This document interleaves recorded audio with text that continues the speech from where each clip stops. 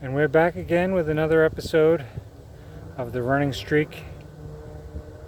It's early February, it's 54 degrees here in New Jersey. A little too early for spring fever, but it feels pretty good despite the wind. Today is day 5026 of the running streak. We're video logging.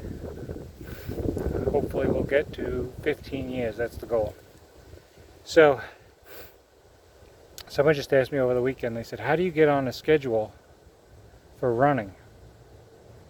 And it made me think of a story when I was on my first running streak, when I had just gotten out of college.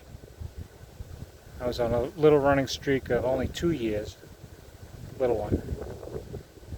And I was working at GNC, and my regional manager came in and said, we need you to come in and work a different store today. We need you to work at my friend June's store. She's having inventory, so you have to work there tomorrow morning.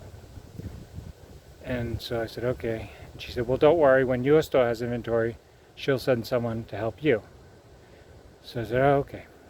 So I didn't know any better, so I had to show up at June's store in Brooklyn at 6 a.m.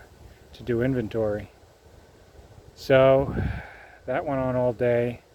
I got out of there around 4:30 and I was completely exhausted. But I had to go back to my own store because my store was open 13, 14 hours, something like that a day. And so we only had 2 managers. One had to open, one had to close. So I had to close.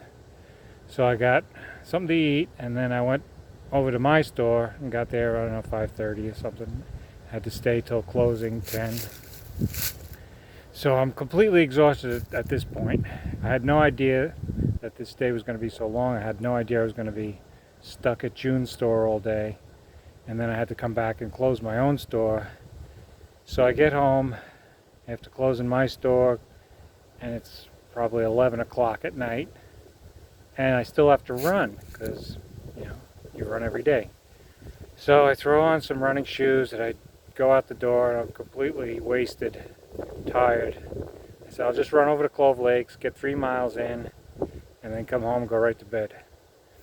So I start over to the park, and I'm running down Royal Oak Road, and I notice a car is coming up on my left shoulder. It's staying like right behind me, and I could hear there's a bunch of drunk guys in there. So I'm like, oh great. So I was trying to think what to do. I just keep running forward, and they keep following me, staying right behind me. And I'm trying to decide what to do. Should I run into the woods? Should I turn around and run the other way? And one of them leans out the window and throws a crumpled up, one of those brown paper bags with a bottle in it. Hits me in the back. Boom! I was like, ah! Hit me in the back. So I stopped short. And before they could react, their car passes me, so I cut and duck right behind their car, scoot down a side street, cut across somebody's lawn, somebody's backyard, and then I escaped. So I got back home and I was like, oh, phew, glad I escaped that one. So the point of the story is that if you don't have a schedule for your run, you'll probably end up getting attacked by ruffians. And that's not good. So you never want to have that happen.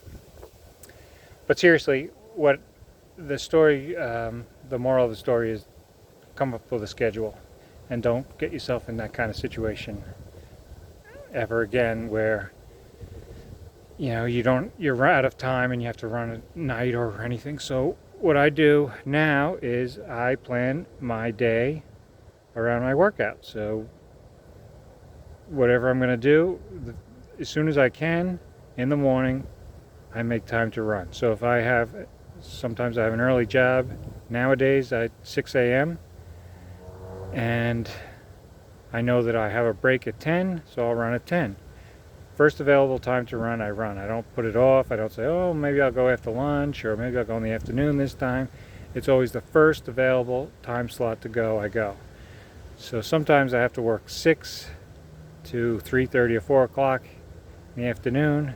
And on those days, I get up at 5:30 and get my run done, so that I never have to have it at the end of the day where I'll be crunched for time or something will come up and I won't have time to do it.